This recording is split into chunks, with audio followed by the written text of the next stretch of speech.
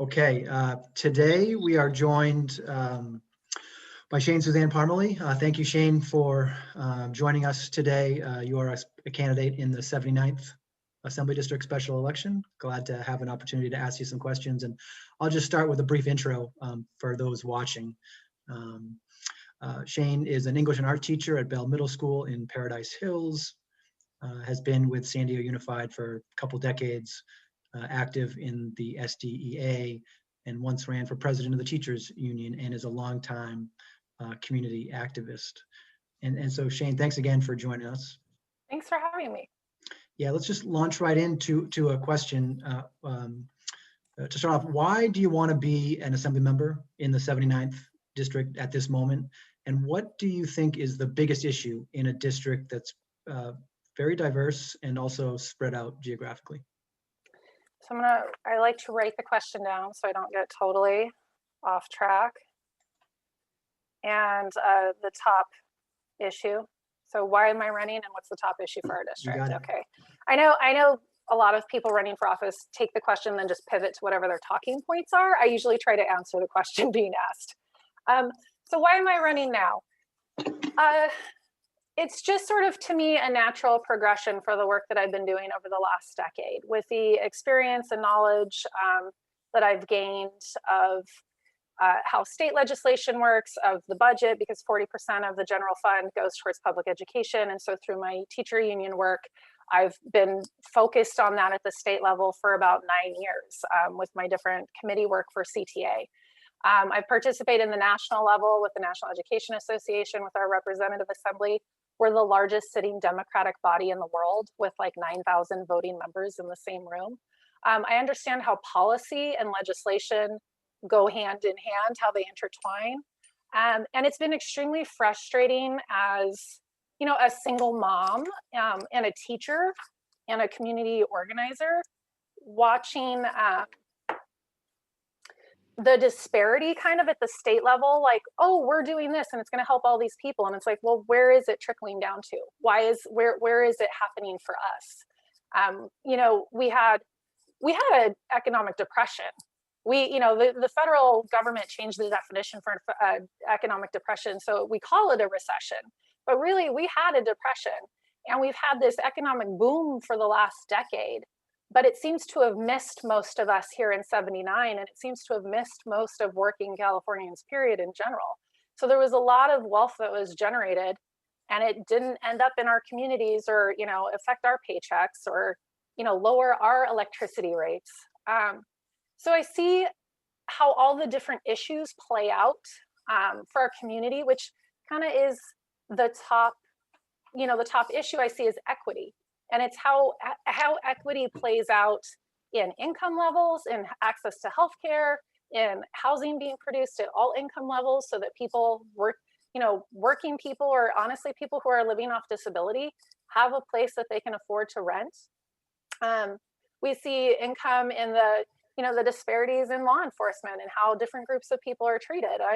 I have benefited from the white privilege arrest several times. I see it, and I've seen it up close and personal. A lot of these issues for me, actually all of these issues for me, are not theoretical, because I get out into the community and I do community organizing and I show up, and it's not something I read an article about or something I saw on the news. It's something I'm actively participating in and witnessing and trying to affect positive change. And at this point, it was extremely frustrating the last year, like the lack of urgency coming from Sacramento to address the needs of the backbone of our community, right? Essential workers literally are holding our society together for the past year.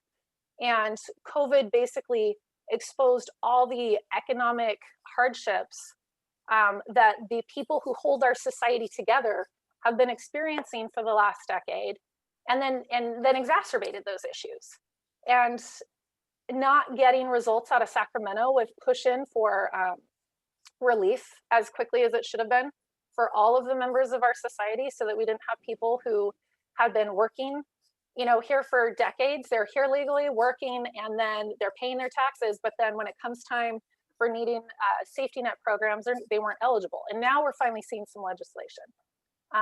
But there's just a big picture frustration on my part with, I think we could be doing a lot better. I think we could be doing a lot better. I think part of the problem is the Democratic Party has so many corporate donors. And let's be real, but money talks. So the parents in my neighborhood don't get to go to Sacramento and lobby, but other companies and nonprofit industrial complexes do. So I think I would be interested in serving at the state level because I can look at legislation and see how it's actually going to play out in real life, and the gaps that they've missed, or the whatabouts that they've missed. Because I and every other classroom teacher, we've been on the front lines of the inequity and the missed opportunities and let me explain. Yeah, that was what the photo op said, and that's what the press conference said, but here's what it actually translates into. And here's how we can do better for more people with not that much more effort, quite frankly. So that's I think, I hope I answered your question, and if not, you can redirect me. I'm not trying to be evasive.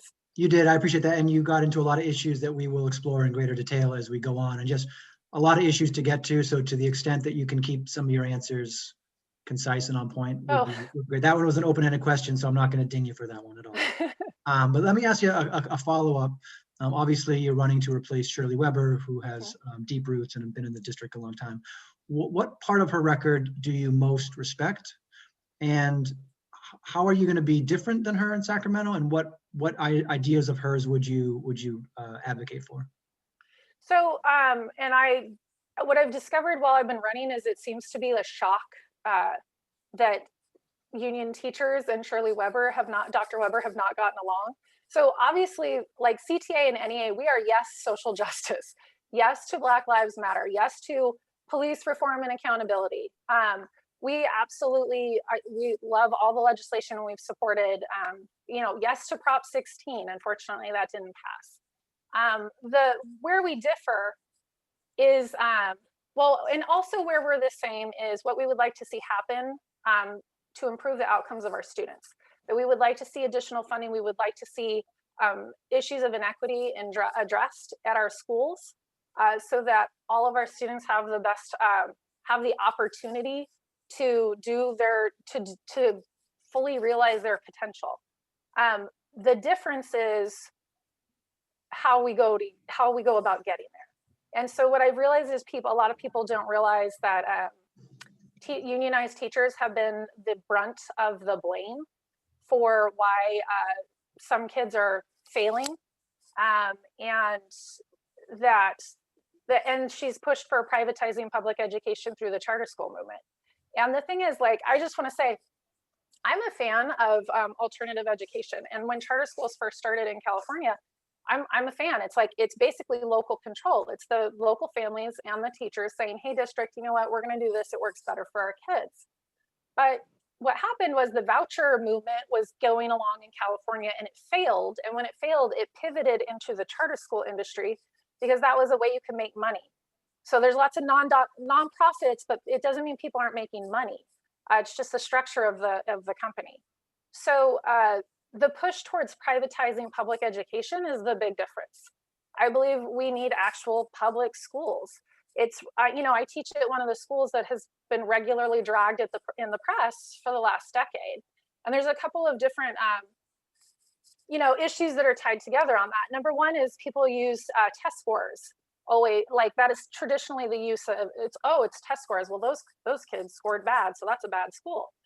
Testing is designed so that a third of kids fail. It's a bell curve. They slap it on. It's actually not possible for all students to achieve grade level on the same standardized test. And if they did, there would be a huge red flag and they would throw the test out because it's based on the assessment design that goes into the standardized test. Secondly, I think it's super problematic, and many educators do, that you're taking a child who is being raised in an English-speaking house with two college-educated parents speaking, English and math and all the opportunity that goes with that, preschool and everything, you're comparing that child to a child from like an English learner family, where they come to kindergarten and they don't speak English, or they may have not been to preschool. And then you're comparing them against each other like education is this race or contest. And the emphasis has ended up being on raising test scores to the point where all of the opportunity that public education is supposed to provide, like field trips and art and all of these electives, the things that make school fun, have been stripped out of a lot of the low test schools in an effort to just raise test scores. I choiced my own personal children into one of the failing schools that feeds into Bell Middle School, which is where I teach, which is also a good school. I looked at the number of English learners on the campus, how many kids are getting free and reduced lunch, and I was like, the test scores are failing. No, this is a good school. I went and talked to the teachers and the parents. Everybody loved the school. My kids went there, so now I have 2 bilingual kids because they were in the Spanish immersion program there. But if you look at the school on paper, that's one of the schools that was demonized too. The other thing with charter schools is that they don't accept every child. Like the ACLU came out with a study in 2016 that showed that, over about 20% of the enrollment standards that that they could find were flat out discriminatory. But and I've witnessed this, firsthand with my students at Bell. So we have and the feeder patterns have changed a little bit, but we have O'Farrell and Keeler near us, and those were community neighborhood schools that voted and they converted to a charter school. And I had friends who taught at those, and they did not totally realize what they had voted on until it was too late. Like, we all got a raise, they didn't get a raise, and they said, why are we not getting a raise? It's like, because you're not in our union anymore and you voted to leave. But those schools, they don't accept all kids. So I'll have kids in my class at Bell, and I'll ask, hey, raise your hand if you live closer to O'Farrell or Keeler, and kids would raise their hand. I'd say, why don't you go there? Like, that's your neighborhood school. And the answers were, my mom went and talked with the principal, or my mom talked with the school, and they decided that Bell was a better fit for us. Kids who are English learners, kids with IEPs, kids who have documented behavior issues. So I think I think it's problematic when a neighborhood loses its public school and the kids who live across the street no longer have the opportunity to go there. And they have to then, drive past maybe 1 or 2 other schools to go to their local school. And that's another statistic that often gets distorted, right? So when a neighborhood school converts to a charter, they no longer have a feeder pattern, an enrollment pattern. So all the kids in that neighborhood that surround that school get glommed onto a nearby school. So that's happened to us. So then when you look at the numbers, it looks like all these kids are choosing to leave Bell, when really what they're choosing to do is go to their neighborhood school. Their neighborhood school has just been converted to a charter. So the real question is, how many kids in the neighborhood around the charters aren't going there? And why are they going to a different school? Because they're actually the ones leaving their neighborhood school to go somewhere else. And I don't want to take away people's neighborhood school. I think it's problematic though when you have a workforce that's unable to advocate for kids, especially when it comes to budget issues or programming at schools. So like we have charter unionized charter schools in San Diego, and then we have like Gompers voted 2 years ago to form a union. They still don't have a contract. There's a lot of issues there. We have teachers at charter schools who will flat out tell you on the down low, yeah, they want a union, but they know they'll get fired in 2 seconds if anyone hears that they're talking about it. And as a parent, and I actually did send one of my children to a charter school for middle school. We went to Magnolia Science Academy, and that was it. I'm glad we had the experience. There were some really nice teachers there, and a lot of them don't work there anymore. They left, and now they're in unionized jobs somewhere else. As a parent, it was almost impossible to get a copy of the budget. I had to make multiple requests and then threaten to file a complaint. I got a copy of the budget. It said it was like a 2-page budget. They said they had spent $50,000 on the principal the first semester, except that the school didn't have a principal the first semester. And when I asked people, I'm like, where's this money? They're like, well, I don't know.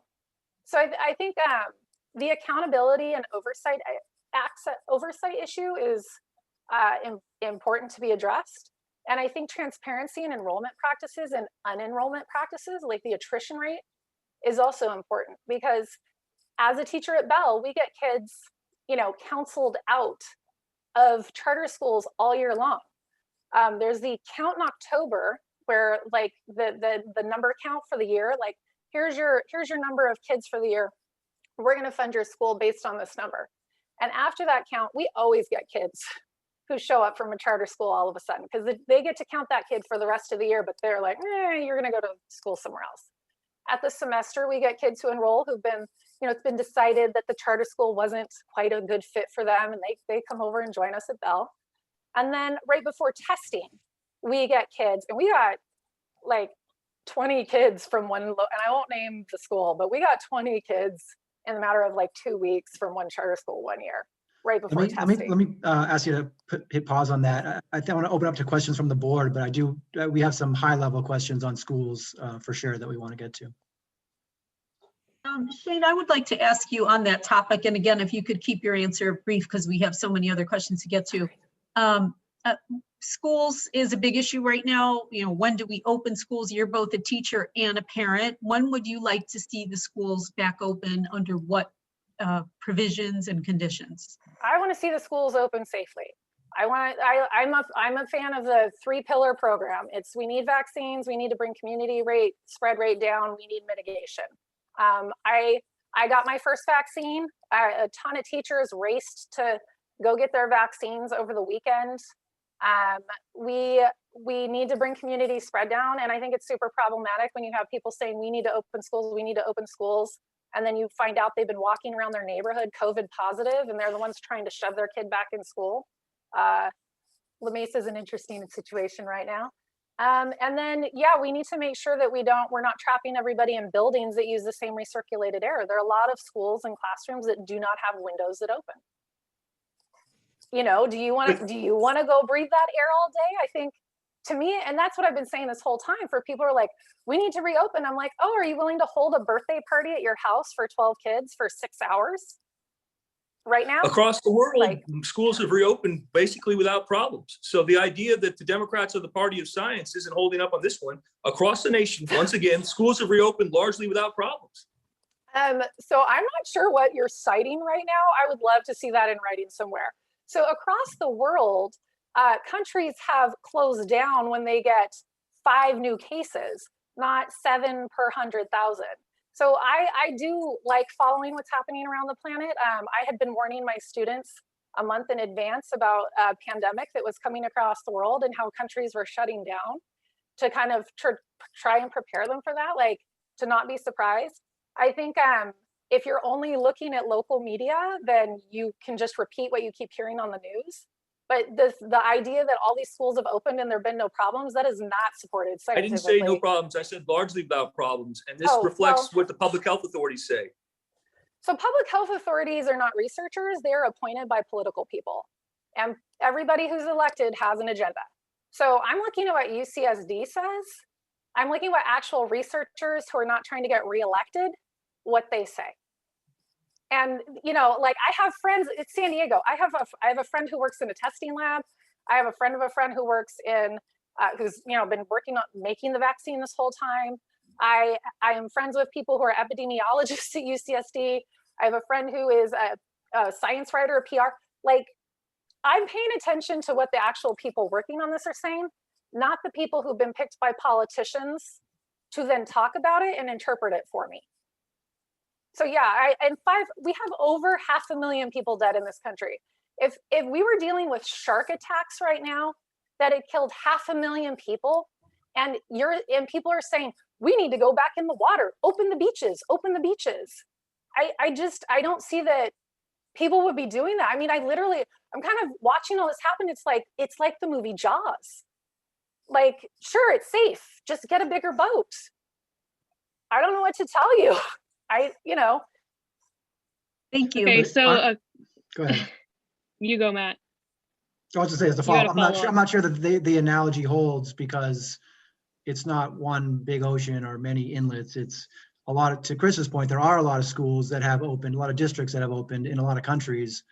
and have opened relatively safely. Right, and their community transmission rate was way lower. They did not even remotely have the community transmission rate that we have, or the hospitals being this flooded. Florida reopened in September and has had relatively few problems. Yeah, I keep hearing that Florida data repeated, and I always ask the person, where are you reading that? What research? And were they doing asymptomatic spread tests? And what was the hospital impact rate there? And nobody ever responds. So I literally would like to see it, because I hear that talking point from the same people, and I'm like, I think you all are watching the same newspaper, but I see it looks like you're Googling. Maybe you're Googling or taking notes. I was quickly taking notes, but the CDC says schools should reopen. And do you think the CDC are just political hacks? I think the CDC has changed its mind several times as to what should happen. And teachers have stayed the course the whole time. We need to bring down community spread. We need vaccines, and we need to have the air mitigation, in place at schools. Let me pivot off this for back to union questions. You're obviously a big proponent of unions. Our letter writers have expressed both support and opposition to the power that the teachers' unions wield. And I'm wondering that you have worked so much with the unions. How do you answer that question, that the unions need to be more about the students and less about the teachers? Well, yeah, so I'm going to stay focused on our working conditions are our students' learning conditions. Like, at the end of the day, that's it. So if we have bad working conditions, the students have bad learning conditions. The teacher union is me, it's every classroom teacher. So it's not like some, people in a room somewhere else in the city. The teacher union is us, like the people you are leaving your children alone with all day. So I think, it's this weird dichotomy where it's like, you trust me to be alone with your kid all day, and you entrust me to educate them and keep them safe. And now I'm telling you things that will help keep us all safe, and you don't want to hear it, so you're not going to listen to this. And some people are just obviously some people are not going to agree on this. But you show concern for decisions being made for political reasons. Obviously, unions have a great deal of power in making political decisions. Right, so we advocate for our students. I mean, that's literally, it's a public service job. We're here to educate our students and support our communities. This teaching distance is way harder. Believe me, I would much rather be in my classroom instead of my kitchen. I have zero separation between home work life. I'm grading in online and calling parents way more than my work day. This is way harder than I understand we all want to get back to the classroom. I definitely want to get back to the classroom, which is why I got my vaccine, which is why it would be nice if people would, wear their masks and not hang out and have parties, so we could bring the community spread rate down. And the schools that literally have zero ventilation, that's an issue that needs to get addressed. I'm lucky I have windows that open, but not every classroom does. Changing subjects a little bit, has the pandemic changed the way that you think about housing or transportation policies at all? And if so, how?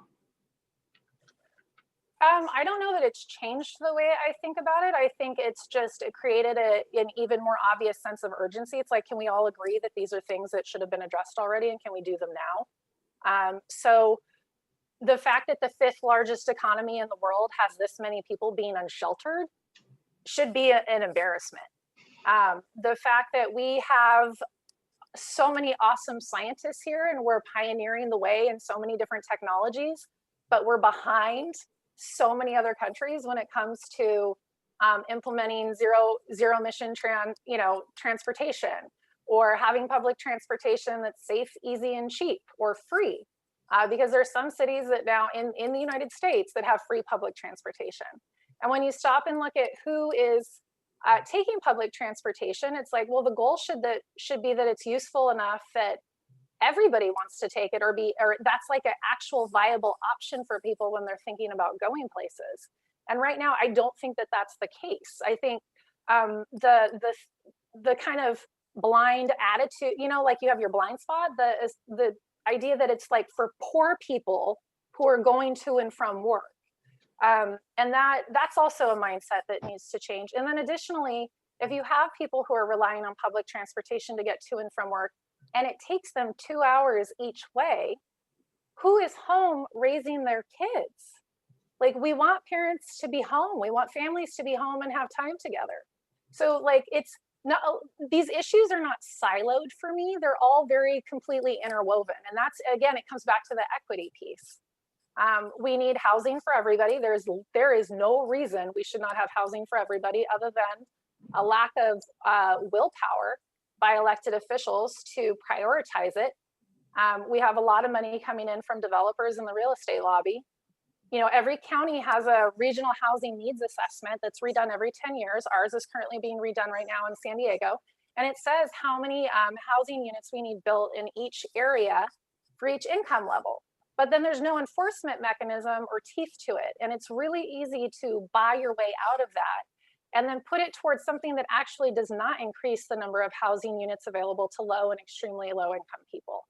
And so we have schools count homeless rates different than the city or state does. There's the yearly unsheltered count that the city does. We also count families that are doubling up. So if you're couch surfing, if you have 2 or 3 families in one house, you don't have your own home. So the homeless rate is actually way higher than is even acknowledged by the state, probably 2 to 3 times higher easily, because there are so many families who are doubling up due to financial hardship. What are your ideas for bringing down the cost of housing? So far, we haven't seen great successes, but what could you bring as an assembly member? Well, I like Alex Lee's, I have little notes. Alex Lee's AB 387, the social housing bill. I think we do need to have investment or create funding opportunities or incentives to have more mixed income rental. So and that's the thing, it's like, we don't want to segregate our society. Like, oh, the low income people get this building and then this group of people we want integrated societies. So we need to have rental units that are created where they actually do have the mixed income levels within the same building. We should create more opportunities for limited equity home ownership programs so that low income people have the opportunity to buy their own home.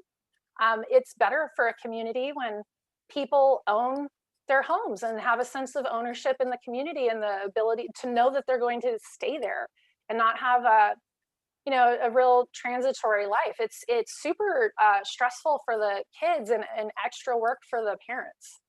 And we do need to look at already developed urban areas for redevelopment along transit corridors for mixed use development, so that we can increase the number of housing units, but then also create more walkable communities in general. I mean, and this isn't my idea. This is existing ideas that are recognized for being successful in addressing a lot of these issues and improving people's quality of life. I think there's a lot of things that can be done that aren't that huge, but they do have a dramatic improvement on people's quality of life. Let me ask a quick follow-up on that. Your reference to developer money made me want to ask you what your thoughts are in terms of how California has approached more housing. It's been our editorial position that more housing is the straightest, best way to get more housing. So you need private developers to be able to build. What do you think about that notion? And was your reference to developer money, are you anti-developer for lack of a less binary term? No, I'm anti like hoarding money at the expense of our population.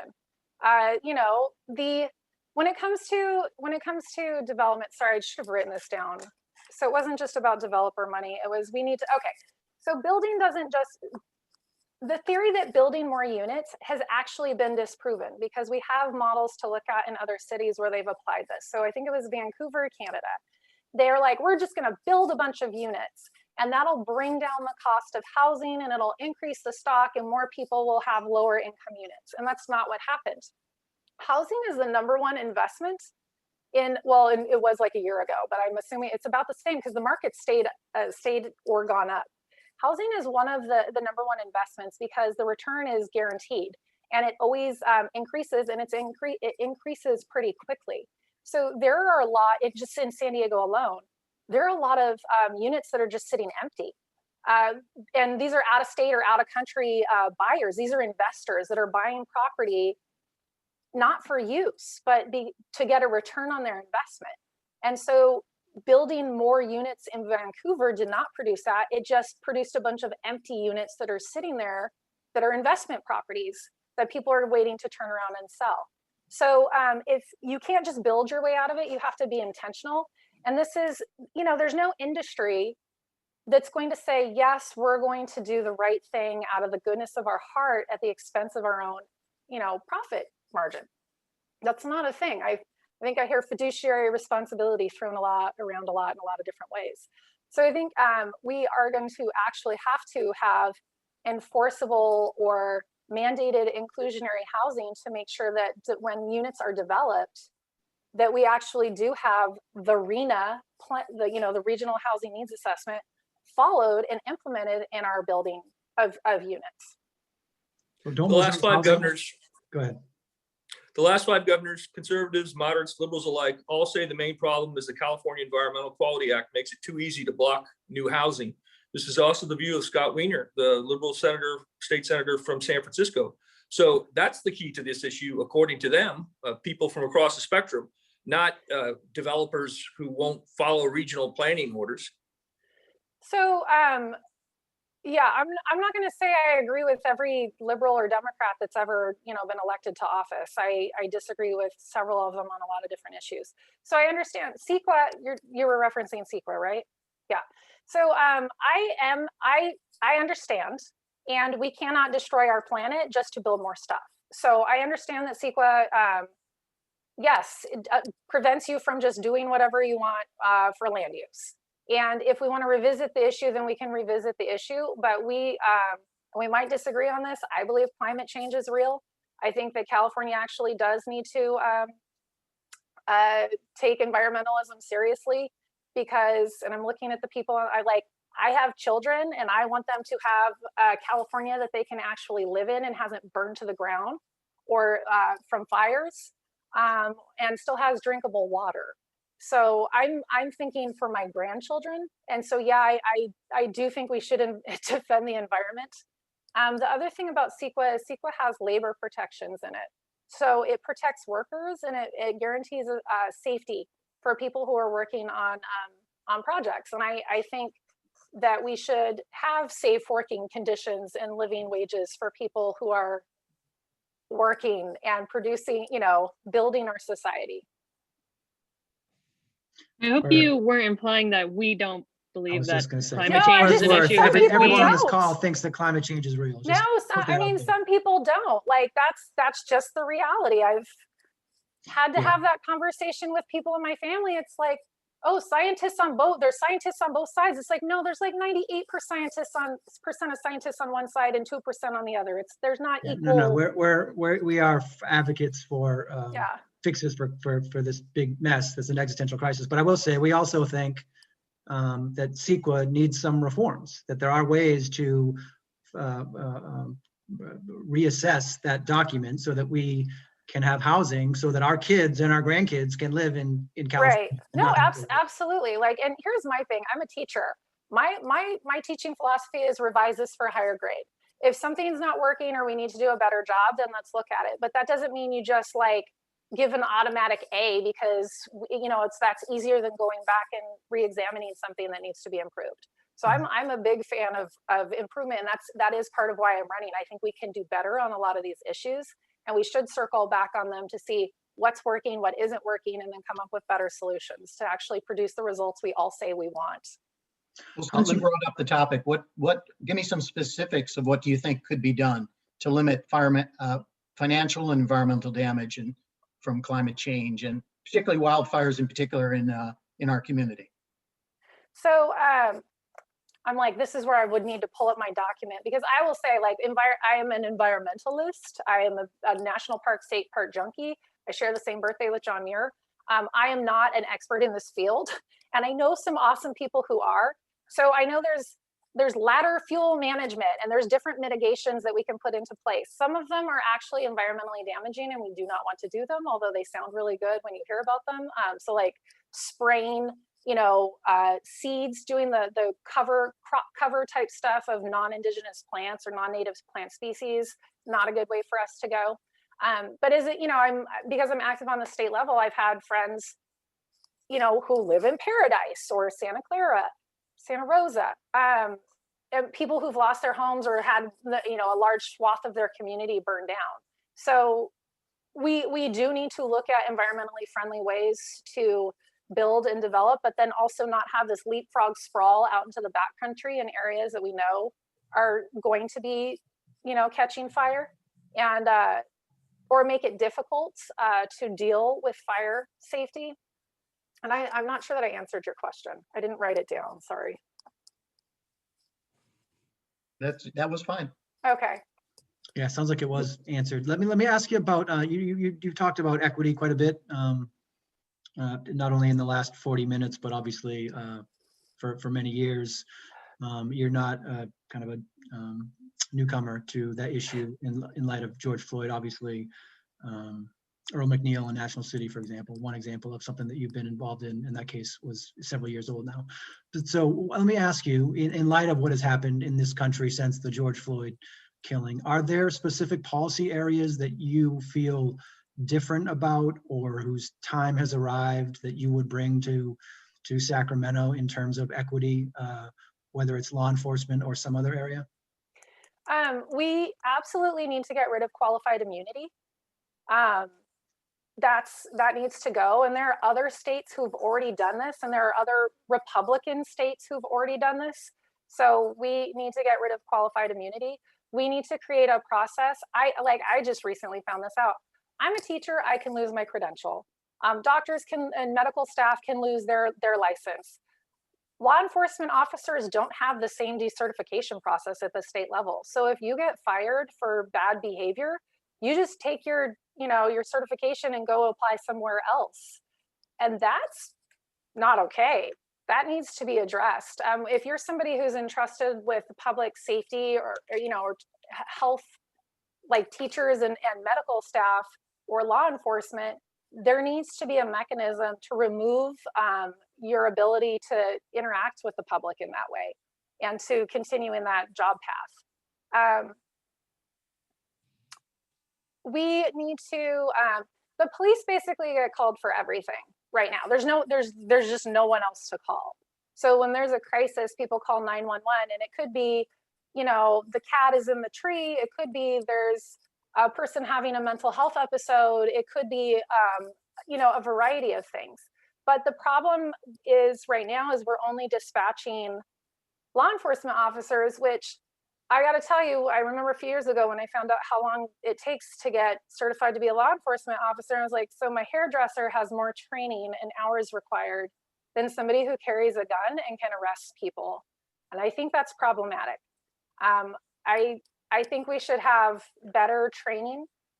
So it's a two-pronged thing. I think we need to have better training and certification process and requirements to begin with. And then I think we need to look at the variety of specialized situations that law enforcement are currently dispatched to, and take those jobs away from law enforcement and reallocate them to the people who are actually trained professionals.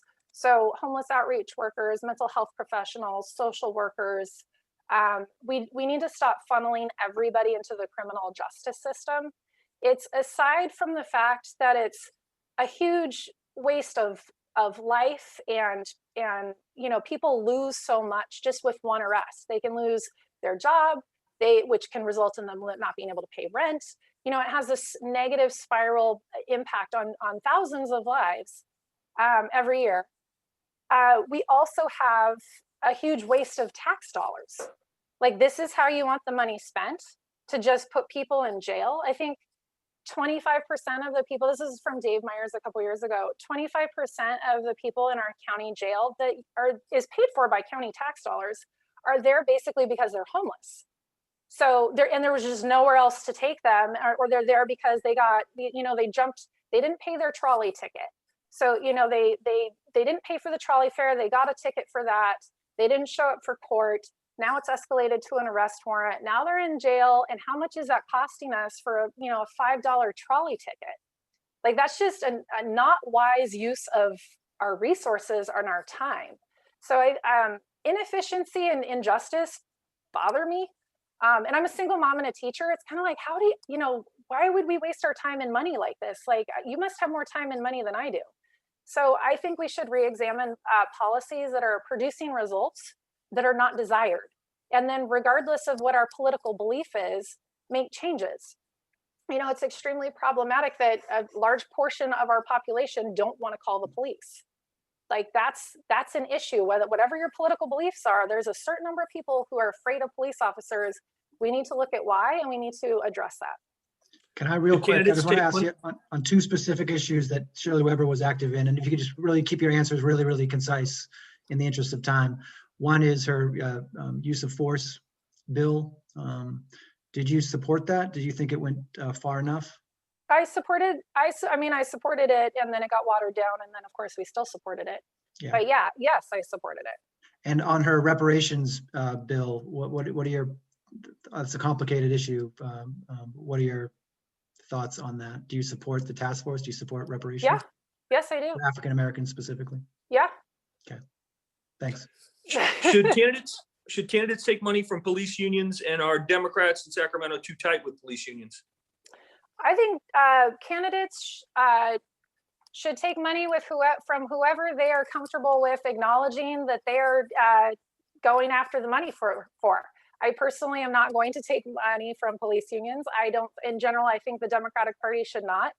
I think the Democratic Party should actually stop taking a lot of corporate money or different money from different groups.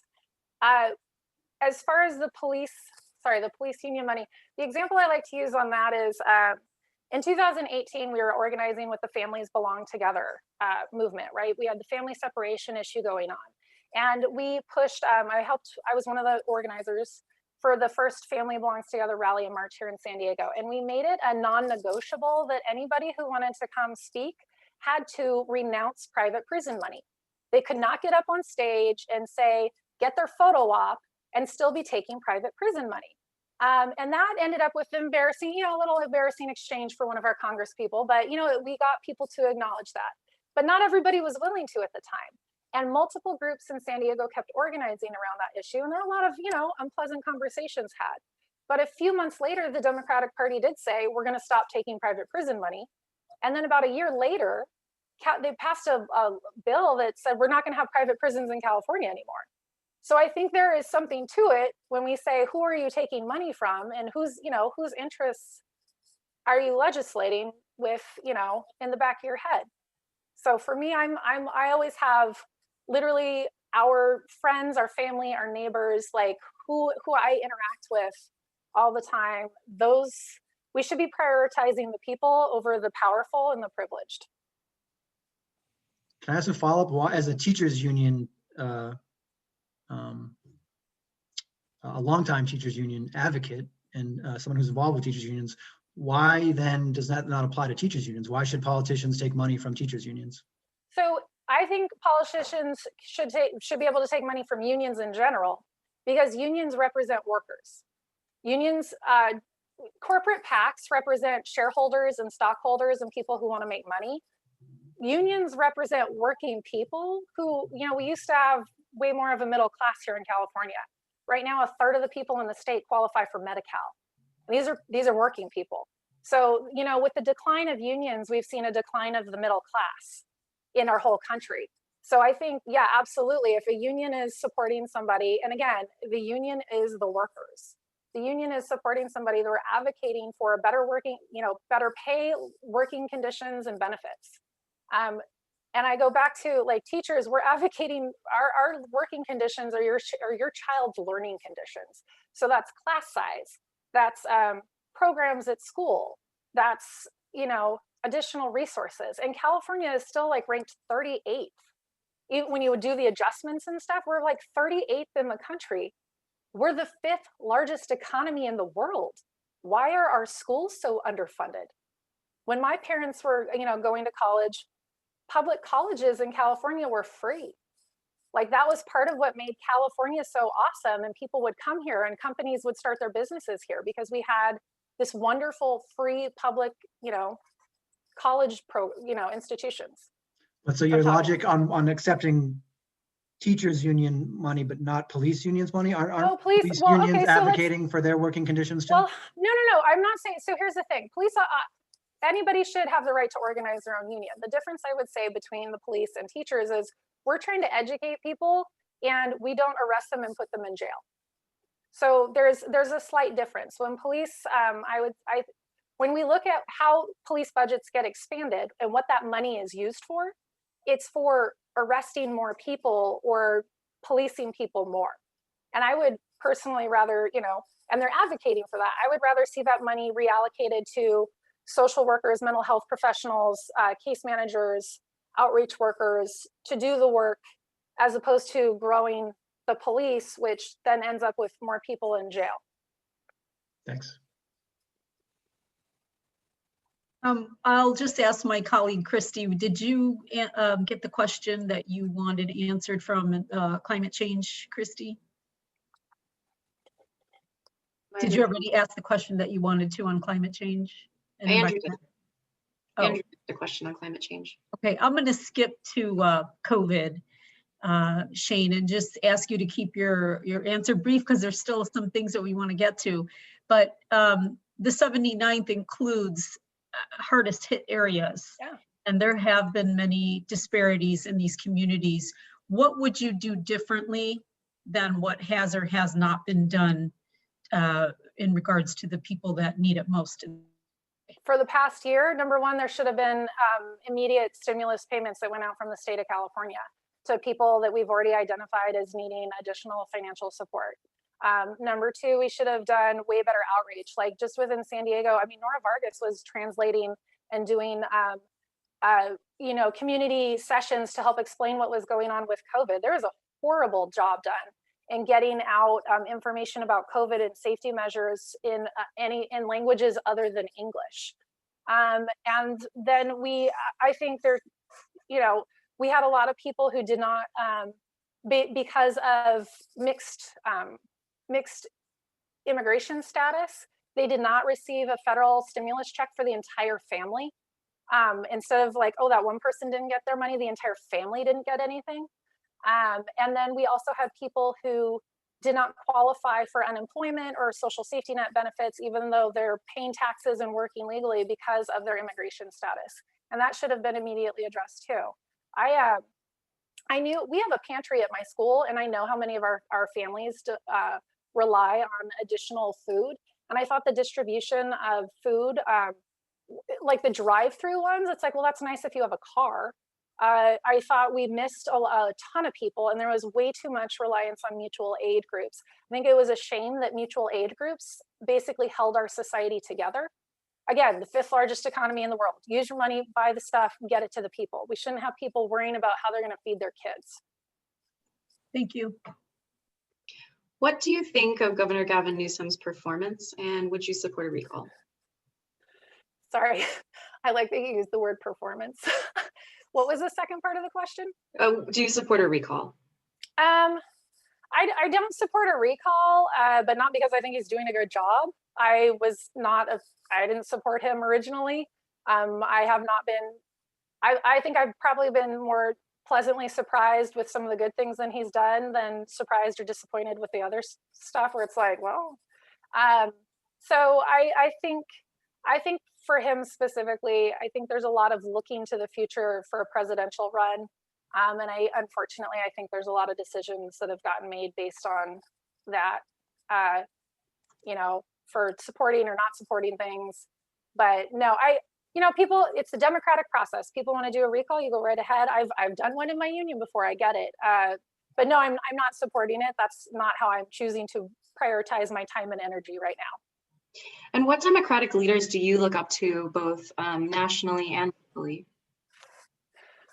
Well, the reason, well, some people are going to be like, oh, I'm not voting for her anymore. I registered as a Democrat when Bernie Sanders ran for office.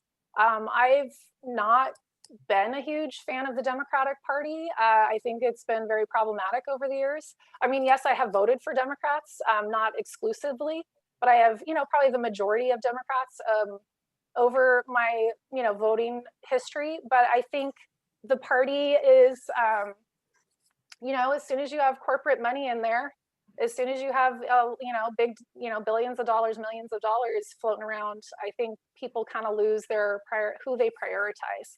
So I don't know if that answered your question. We have 6 minutes left. That's fine. Thank you. So Dr. Weber had a number of, sort of signature bills that she came to be known for. What would be like a signature bill or something that that we can, if you were to join the assembly, that we would be able to see you try and push through specifically? I have a few, but here's one that I think will touch the most people in the state. Special education the ratio.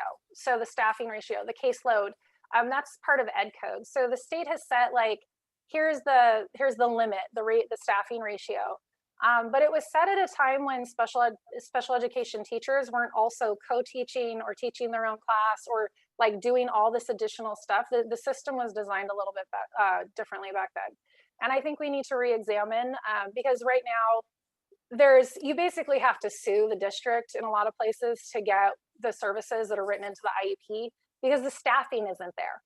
At the end of the day, if the districts can get away with only hiring this many special education teachers because they can be allotted this many students, but you're not actually looking at the requirements of the students' IEPs and how many hours and what the services are that are provided, you end up with children with disabilities being shortchanged at school. And that's a civil rights issue. Like IDEA and special education actually came out of the civil rights movement. My puppy is suddenly coming over here. I think she's scared of the thunder. A follow-up to that, we've had some discussions here amongst ourselves about what schools should be doing with this school year. Are your kids learning in this school year? Are they getting a year's worth of education, or is this a year where you skip a year? So the reality, like we're in a historic time period. To say that everything should be the same in the middle of a global pandemic that has killed 500,000 Americans, I don't think is realistic. I think in my own personal house, we've had ebbs and flows of, oh, were you really going to class? Or maybe lying about how much homework you did, to, doing well. All kids are kind of going through it just like the adults are. So to pretend, we haven't all had our COVID meltdown or breakdown or moment of truth. We're living through something that my great grandmother told me about because she was born in 1900 and she lived through the Spanish flu, which wasn't Spanish, but the Spanish flu. I think this is a good opportunity to rethink school and how we organize it, because the idea that we kind of lockstep kids going through the grade levels, I'm a fan of alternative education. I find it a little problematic, but no, we need to recognize where children are and meet them where they are and then help them move them along. So some students have been doing fine. Some students are doing better. Some students are doing nothing. There's the whole bag there, and we need to acknowledge that and be flexible enough to come up with plans that meet our different kids' needs.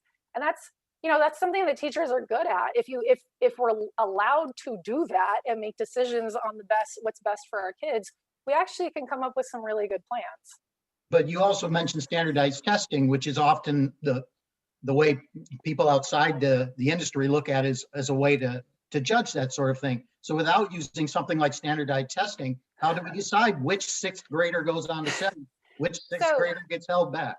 So you're talking to the person who helped bring the opt-out movement here to California. So if you go to cta.org/opt-out, you can find all the information you need on how you can opt your child out of standardized testing and the problems with it. I've opted my own personal children out of standardized testing the whole time. Standardized testing is a way to privatize public education and divert dollars from the classrooms and into testing, corporate coffers. I never look at standardized tests. because I, as an English learner support teacher for 8 years, I would regularly meet with students about their tests. I'm like, do you realize the school district thinks you're not fluent in English? And the kids would get super mad. And I'm like, it's because of these test scores. And the kids would be like, I didn't know those mattered. Like, so the fact that anybody's ever been judging a kid on test scores to begin with is problematic. If you want to know, and that's what I did with my own children. If you want to know how your kid is doing, ask the teacher. Like, ask your kid to read you something. Ask your kid to talk with you about, I mean, if you don't want to just ask the teacher, but you do not need a standardized test. And if Americans knew how much of their child's education school year was being lost to the testing industry, people would be pissed. It's like, we have like about a month probably, because there's prep and then you have to practice and then you have to check the tech and you have to do all these other things. And it really impacts and limits what teachers teach. So I'm not a fan of the standardized testing. I opt my children out. Everyone is allowed to opt their children out. And I think as a country, we should really revisit that issue, because there's a lot of people, a lot of corporations making money off of the testing industry. Shane, one last question for you. You made some rounds on the internet with some engagement that you had with a Border Patrol agent at a checkpoint. Can you tell us, not to go into the whole thing, we obviously don't have a lot of time, in just a minute, like, where did that come from? Was that a final straw for you? I mean, where did that passion and engagement come from prior to that day? Where did this come from? It just, when you just are kind of like, oh, okay, there's an expression that some of us use that, has the F word in it, but you're just out of F's to give. It's like, I'm not gonna just sit by and let certain things happen anymore. And that was that incident, which only went viral because I'm white. It's happened a million other times. That incident opened up a lot of relationships here in San Diego with different other community organizers. And I took my experience with union organizing and got to start applying it into the new space. And it's like, I'm an organizer, I know how to organize. So just finally realizing, oh, I probably should stop waiting for other people to do this and handle this. And, I'm here. I have responsibility to stand up and say things and participate, whether it's uncomfortable for me or not, because it's uncomfortable for other people and I'm just not being impacted by it. So I say I want it to change, that means I have to be the change. So that's really it. I think more people, not that I'm perfect or I haven't made mistakes or done things wrong, but I think we should do our best to live the way we say we want the world to be, and stop waiting for somebody else to start doing it so then you can do it too. Or go find people who are doing it and join in with them, stand next to them and you practice and become better. Thanks, Shane, I appreciate that. I guess in closing, I appreciate the time you spent with us today. Why don't you give us, or give voters, a 30-second elevator pitch? I'm not going to start a clock, but if you can keep it to 30 seconds, by all means, do. Other candidates are hitting that mark. Why should voters pick you? Voters should pick me because my priorities are the actual neighbors and our community. I'm not plugged into existing. I know electeds and we are friendly, but my goal is to prioritize the people always and forever, to always prioritize the people over the powerful, and to prioritize the feelings and experiences of our community members over, the feelings of the elected officials who might not be making the best decisions. And, it's embarrassing sometimes when, somebody stands up and says, hey, but what about this? And I do that. I have a track record of doing it at the state and national level. And I want to do that for us in 79 up at Sacramento. That's it. I'm here for the people. Thanks. Thanks again for taking the time today, Shane. I appreciate it. The rain finally got my house. We're like getting the downpour here. So yeah, it's coming at this very moment for us too. Thank you. See you later. All right, should I just click leave? Yeah, you can. Okay. Thanks so much. Thanks. Bye. Take care.